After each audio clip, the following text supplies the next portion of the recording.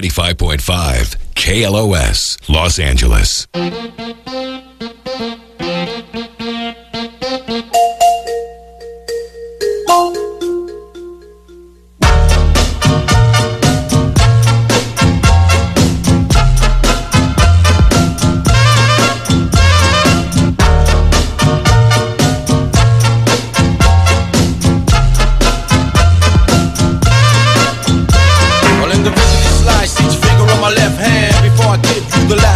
And that's the passion that I feel for this. A little more than blood, sweat for this. Commuter jet line nerves, place my feet squarely on the ground when the realest meet. Then I hit them with a strong song, and I'm hoping that I shook the sad song from the girl that walked in with the aching heart. All right, now listen to this song. This is from the soundtrack of 10 Items or Less. The music in this film is so good. And Brad, one of the first things we have to find out, first of all, our buddy Morgan Freeman back. Welcome back, Morgan. Thank you very much. Guys, you don't have to stand up, please. Morgan, no one was. Okay. Now, Brad, we don't have to stand up, but I guess the bowing is a must now.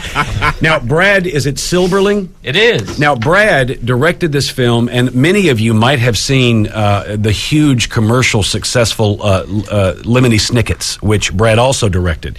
Where did you get this wonderful music? For this thing, isn't this great? I have a music supervisor, a woman named Dawn Soler that I work with. I did a picture called Moonlight Mile, and we did all of our music together. We really wanted as much of the tracks to come actually from the Carson area, believe it or not. So most of what you're hearing is totally indigenous. It's completely an LA-based soundtrack. It is a cross between Latino music mixed with rap. That's right. It's just you can't not hum that music after you walk out of that theater. This guy had to deal with it. I played it on the set, and actually there's a sequence that you will know where Morgan is helping a car wash crew work up a gremlin, and I basically cranked it, and I was operating the camera, and so he's dancing in actually in time to that song. And is he a good dancer? We'll discuss that. Okay. I'll have you know, I studied at the bar. Well, come on, Jackson. Cut off a piece of rug.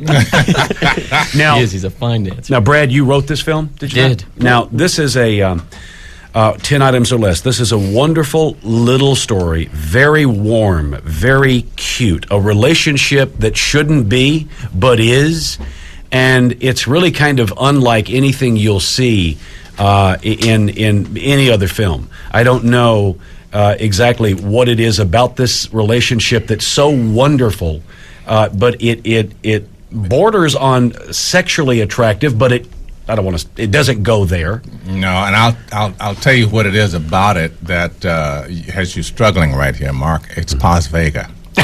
Is that she is breathtaking? She is such a charm. She is so lovely, and she is so good. Yeah. And you buy everything she says. It's all chemistry, and the thing that a friend of mine described the film as sort of an affair without the complicated parts. Yeah. We'll give you the just the kind of the setup on the film. Morgan's character is a big name actor who hasn't worked in about 4 years, for whatever reason. So he winds up, he's being asked by these producers of a low budget film. Would you consider being, so just out of interest, Morgan's character goes to this grocery store, which is one of the locations they're thinking of shooting in, and he's doing research. I'm not committed to this. I haven't committed. He's just doing research. And he winds up in this grocery store where he meets this checkout girl, Paz Vega, her character. On the express lane. That's right. And then he influences her, she influences him, and that's your movie. Their relationship and what comes out of it is the film. Brad, when you wrote this, did you have, I'm sure you're asked this all the time, did you have Morgan in mind? And how did you two come together? I did not, but the surreal thing, for those who will see the film, I still am shocked by some of the coincidences. At the top of the picture, there's a kid, a production assistant, who's dropping Morgan off at this location in Carson, and he is convinced that Morgan's character has done the narration for the book on tape of Titanic.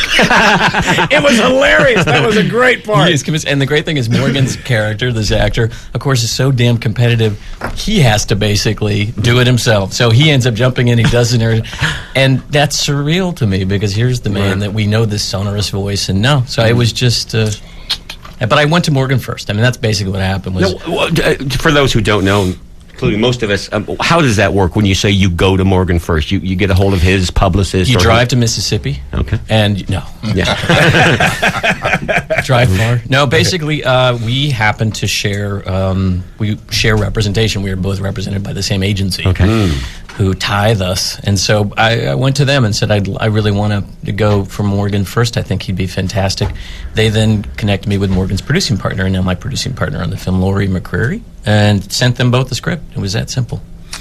Laurie, by the way, is the president of Morgan's company, Revelations Entertainment, and she is so smoking freaking hot. This gal. In fact, where is she? There she right behind you, laughing her head I off. saw Brian losing Right. it. Well, she's not the president. I'm the president. She's the CEO. CEO. You're president, she's CEO. Keep it Well, straight. I mean, you're a good-looking man, but she is smoking hot. I'm telling you. Yeah. I'm glad you noticed that. Yeah. Well, how could you not? I was in the green room talking to Morgan, and she wasn't in there, and I just happened to turn. I guess just walked At the right time. and she's standing like this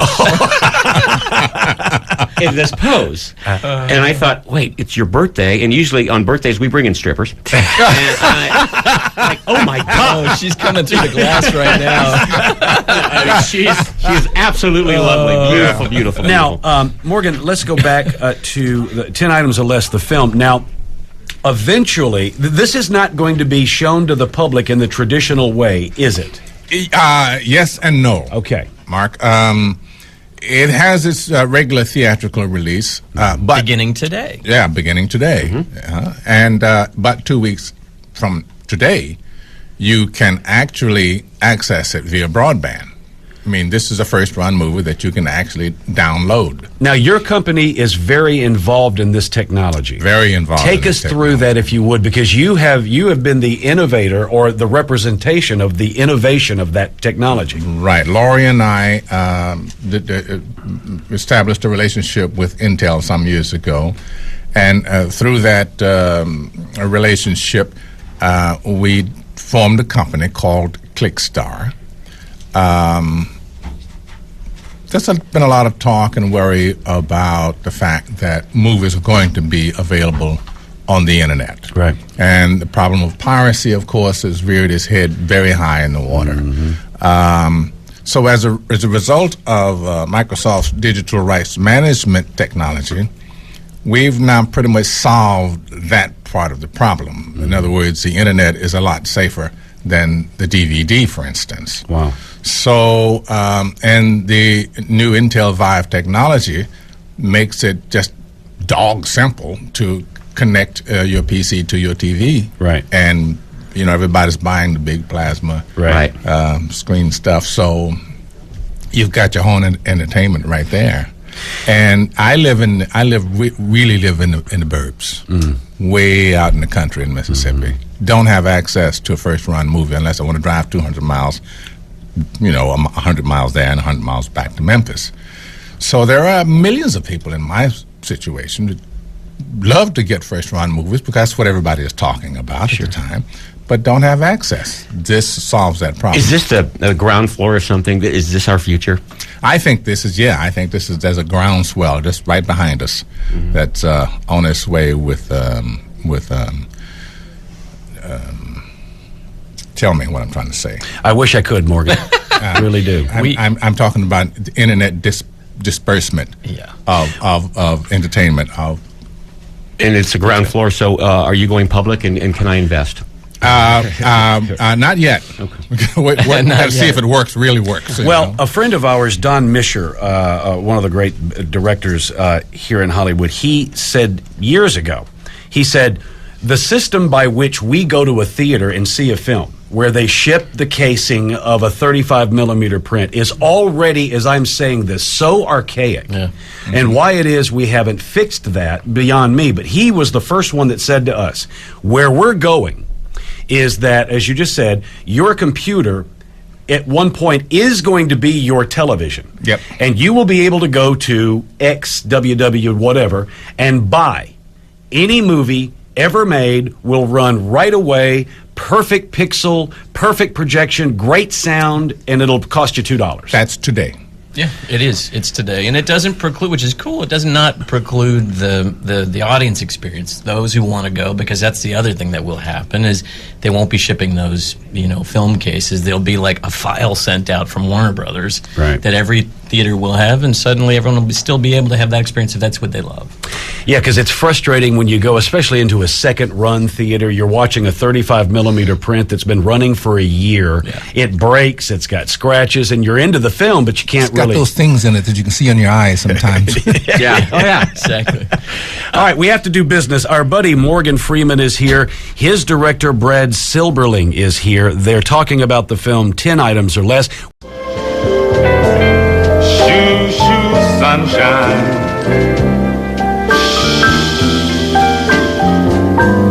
Shoo, shoo, sunshine.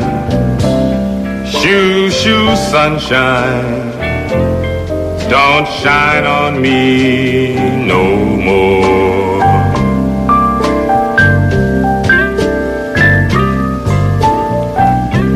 Shutting down the day now and closing up the store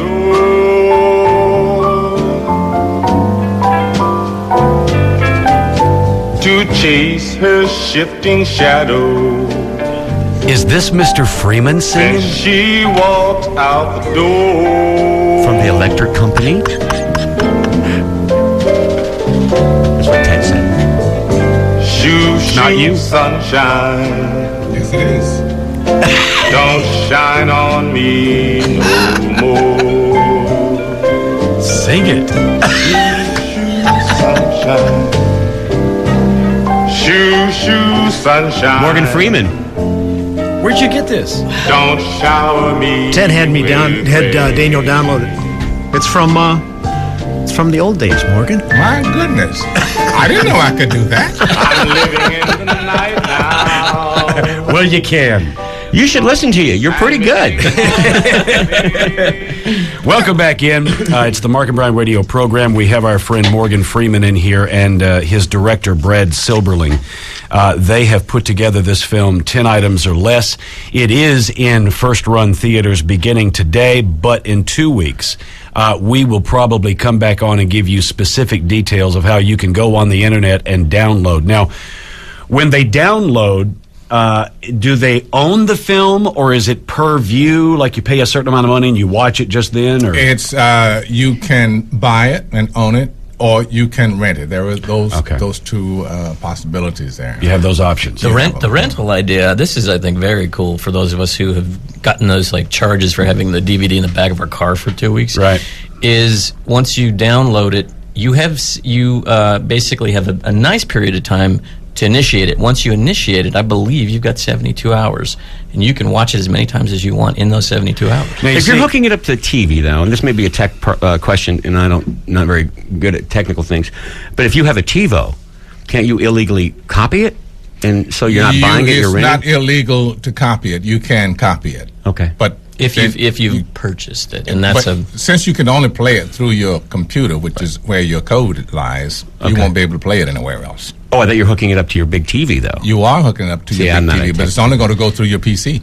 Now, Okay. see, Brad, you brought up the problem that I've always had, and it's the reason that I shun video stores, and I went to, like right now, I'm a Netflix guy. Right. You pick on your movies, they mail them to you. I don't have to go anywhere. I can keep it as long as I want. That's it. And now, this technology that you're talking about, we're removing the mailman. Yes. Get rid of the mailman. You still have a sort of luxury of time to get started in your viewing experience, and then you even got some time to, bring 12 of your neighbors over to watch it if you Now, want to. when are we going to be in a position, do you think, where we're going to be able to go back and rent or buy any film ever made? Right now.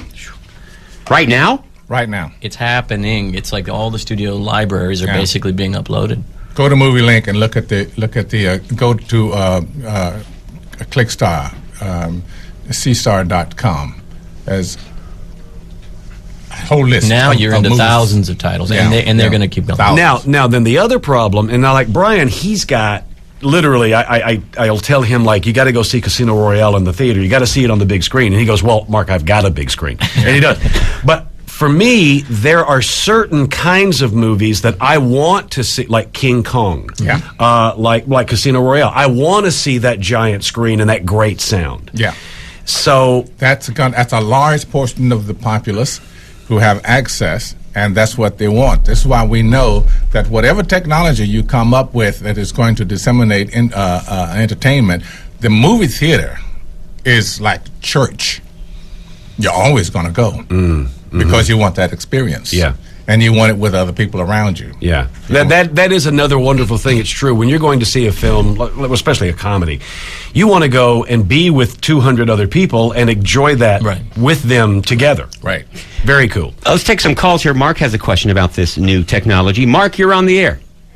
Hey, guys. Hello, Morgan. Hi, Mark. Hey, the question I had to do with Macintoshes, like Brian and I and a lot of people out there. I mean, it may only be 5 or 7% of the population, but it's substantial. Is the technology for the download and all that you're doing through Intel and Microsoft, is that compatible with the Macintosh products? Initially, no. Right. Initially, no. It's going to be PC-based. And I think this is me speaking on behalf of ClickStar. It's going to be PC-based, and I think hopefully if things take off, then there will be that sort of natural expansion. I asked that question, too, early on, because I'm a Mac guy. Because, a lot of people are, but Brian's Mac, I'm Mac. Sure. You are. So let's do, because sometimes I do run into that problem where I want to go look at something, and I can't because they don't have the necessary system for Mac. Correct. And so hopefully that will be... Yeah, and part of that was tying in this Microsoft security system to this proprietary security system that I think there, too, they will begin to get more liberal. I mean, there's lots of cross-pollination finally happening between that Gates guy and that Jobs guy, so it's starting. Well, one of the other great things about this technology that we're discussing, and I say this as a huge fan of film, once this is solid and accessible, we're going to wind up getting to see a lot of films that would otherwise never get made because they're going to be made directly, specifically for the internet. And we're going to get to see a lot of wonderfully well-crafted stories and well-acted movies that would never see the light of day through regular distribution. Exactly the point. You got to, Yeah, and documentaries. Yeah. Documentaries, really, I mean, there were some excellent documentaries that they come and they go and they're hardly heard of, heard from. So you narrated the penguin thing. Yeah, I did, but that one stuck around a while. It sure did, Boyd. Were you a little surprised about the reaction? Very surprised, honest, the documentary. To do that kind of business, a documentary, that's major. I bought it off my satellite, and I love that you were narrating it, but unfortunately I didn't know when I bought it that I bought the pop-up version, with all the information that pops up. But I did read this. You did that in a very short time, right? It was kind of a rushed thing for you to narrate that? No, it's not a rushed thing. I mean, I'm not, please don't think that I'm bragging. No, of course not. No. But narrations are, you don't have to memorize the text. You just go into a studio, you sit down and you read it. Right. Sorry, it's not brain surgery. So says Morgan Freeman. There we go. Right. Well, beautiful job. Beautiful. Let's go to Abel. Abel, you're on the air with Morgan Freeman, Brad Silberling. Good morning, boys. Good morning, Mr. Freeman. Good morning, Abel. Yeah, I had a couple of questions. First of all, you're a great actor. I've loved you from Seven to Shawshank Redemption to pretty much everything you do. I watch anything you do. I had a question about you were in the last Batman movie. Were you going to be in the next one, and have they started filming, or when's it going to come out? To all intents and purposes, and by that I mean all of the information I've been given, the answer to the first question is yes. Second question, I don't know. I would imagine it would be a 2007, no, probably 2008 summer release. Man, did you save that piece of crap movie? No, I thought it was brilliant. It was the best Batman ever, and you were great in it. I just find this so interesting, more than any film star that we have in here. You know that Morgan is a working actor. When you look at his 7-page filmography, the first page are a list of films he's in. They're not even out yet. You have to turn the page to get to 10 items or less opening in theaters today. The first page is filled with things that they're not even out yet. This is the great thing in the film, or many audiences have wondered if it is Morgan, if basically Morgan is himself. And I think the one thing that will let them know that it may not exactly be Morgan is he hasn't worked in 4 years. Well, true. There you go. So that's the big distinguishing. Now, Brad, tell us this. Yes. And I'm willing to bet you I already know the answer, because you said that you shot 10 items or less in 14 and a half days. This is a feature film. Yeah. And looking at your filmography, there's a lot of television in your background. You did the NYPD Blues, the LA Law. So I'm assuming that because these are basically little movies, these TV shows. Yeah, when I started out, my first 3 years of work were all television, mostly over at Tim Bochco's company. So you learned how to move quickly. You have to. And basically, you do an 8-day hour, and doesn't matter. You show up and the location was painted the wrong color. You're working with it. Yeah, 8 days, for each hour you shoot. So, we still did well on this picture. Yeah. But yeah, that's exactly right. But honestly, I was a kid in the Valley shooting Super 8 movies on Ventura Boulevard. That's just what I did. And that truly was the biggest, I think, preparation for this. Did you ever direct a cop rock? I'm afraid I did. That was my first hour of television. Imagine that. First hour of television, that insane show. And it was a Bochco product. So you're so jazzed that you're doing it. And then it's cop rock. And it's cop rock. Now, Brad, can you imagine, because I know you've seen it, that now on computers, they're so big, they're so powerful, and there's software like, I think it's Movie Magic or whatever it is. Imagine being a kid now. You take your family film, you go shoot, and you can come in and do post-production work like studios are doing. Every time I go to film schools now, I go back. I was at UCLA at the grad school. I just lecture these kids. I feel like I'm 90. I'm like, do you know what advantages you have? I had to wait a week to get my dailies back, but I did. I used to have to wait a week to get film back from Rochester. Those damn little Super 8 spools. No, it's an incredible thing right now. There's nothing a kid can't do. Speaking of dailies, Morgan, are you a guy that likes to go in and watch the dailies, or are you shut down after your day's over? Absolutely not. I wouldn't be caught dead in dailies. When they say wrap, I'm gone. He didn't see this. This is why I love this man. He didn't see the film until our premiere in Toronto. Wow. He's so cool. He just rides it. All right, let's go to Mary on line 4. Mary, you're on the air. Hi, good morning, guys. Morning. Happy birthday, Mark. Thank you, Mary. Hey, Mr. Freeman. Hey, Mary. Hi. I love your work. We have been watching you for so long. If your picture is on the front of that DVD cover, we pick it up. Not a question is asked. I love you. All right. Love you, too. Hey, I wanted to tell you, you have a quotable quote out of our newspaper here in Ventura. And it was something that I felt was very enlightening, very enriching. And I cut it out, and I have it in a little frame on my desk at home. It says, there is no such thing as black history. It's all American history. And I just love it, because we're all just one people. Well, bless your heart. Thank you. I'm glad you got that. That's an interesting point. We can discuss that a little bit if you'd like, with the Michael Richards debacle, where he got up on stage and did what he did, and now there's all the apologizing. And we had a very interesting conversation in here the other day. Of course, Jesse Jackson has now asked we as a public to stop using the N-word. And somebody called up and said that we, of course, started saying that means the rap community is going to have to stop using the N-word in their music if, in fact, we're going to honor that. And a guy called up and he said, well, now, wait a minute. There's a difference between the N-word that ends in ER and the N-word that ends in A-H. So, and I didn't know that. He said it's kind of a respectful term in rap if it ends in an AH as opposed to the ER. I never knew that. As long as it's not Michael Richards, actually. Saying, yeah, good point. Very good point. Morgan, if we can have you for one more. Yeah. Finish up some phone calls and we'll do business. We'll come back with you for one more, and then we're going to arm wrestle. Hey. We'll be right back right after this on the Mark O'Brien radio program, 95.5 KLOS. Welcome back in. Mark O'Brien radio program. With us is truly one of the great actors of all time, Morgan Freeman, and we're also very proud to call him a friend.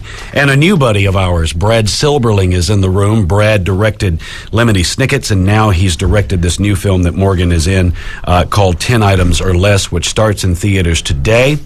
And so in 2 weeks, you said, they'll be able to download this on the internet. Where will they go and what will they do? They will go to cstar.com. C-Star. They will wind up on the click Star homepage, and it will be right there on the page. You click on 10 items or less. And you can either rent it or buy it. You can rent or buy. They give you a little trailer. You get to see if you're going to go there, and if you do, boom, it's easy. Yeah. Are there going to be features like the making of, like the DVDs are coming out with the making ofs, and will there be those kind of features eventually? we built some in specifically for the site that'll even be different from when we eventually do our DVD release. Okay. And they're pretty fun. The difference between a situation like this, where you have a DVD, where you have a download situation, and a DVD, is the possibilities are almost endless. You know, how much you want is how much you can get. We've not talked about this. We haven't had you in since, but you know, and the fact of the matter is, we could literally pull so many movies up that are brilliant that you happen to be a big part of. And the one I want to talk The about, Police Academy series alone. fabulous work. Fabulous work. Thank you. A few people mentioned that one. No, I'm a big fan. Of course, $1 Million Baby. Working with the great Clint Eastwood. Working not only with him as an actor, but he directed this film. And I don't know if I've seen a movie that affected me so deeply in that it took me by surprise and that it went where it went. And like with any great film, I walked out of there and I was forced to ask myself the question, what would I do? We've also talked with various actors that have worked with him, and they report when he's directing, he never says action and cut. He'll simply say, Morgan, whenever you're ready. And then when he's done, he'll say something to the effect of, stop. Right, that's enough. Stop. Stop. You're acting away. You're at the end of the scene, but you're still busy, and you'll say, stop. It's like, oh. Now, is he a one-take kind of guy as much as he can be? As much as he can be. He does not want to linger around, fooling around with making a film. You know, if you got it, you got it. If you know you got it, move on. You know? Now, doesn't that put a lot of pressure on, maybe not you because you've worked with him before, but on a new actor? I worked with Meryl Streep, and the woman is experienced and quite skilled, and she did Bridges in Madison County. She was completely flipped out at first. Yeah. But then she got into the groove. She was waiting for all the nice pats on the butt, and, you know, how can I make you feel more secure? And then she just realized, no, it's not going to happen. I can also tell by the way that you speak and the look on your face when we talk about Clint, you have great admiration there. Enormous admiration. I was a big fan of the spaghetti westerns, you know, The Man with No Name. But then he did Play Misty for me. And he just, you know, my head did the same thing that Megan's did in The Exorcist. I mean, The 360. This guy's got cojones. Yeah. He's got talent. He's he's somebody else. Yeah. Stop. You know? Yeah. And he learned from the best, too. Yeah. Well, Morgan, we as you know, we are fans and friends and always have been. And if there's ever anything, a matter of fact, why don't you, in 2 weeks, when it is available on the website, why don't we get you on the phone? You guide us through it. I'll still be here. And you guide us through. One would think you're going to probably take some holiday time, head back to Mississippi, Yes. get on that yacht. No, the yacht's not in Mississippi. No? The yacht is in the Caribbean. Sorry for not knowing that. Quite all right. Oh, you know, Mississippi's known, it's a yacht hub. You laugh. Hey, I'm saying. We have 26 miles of pristine coast. Thank you very much. Thank you very much. Not necessarily Yacht Haven, because it's kind of shallow. Just saying. The flatboats are great, though.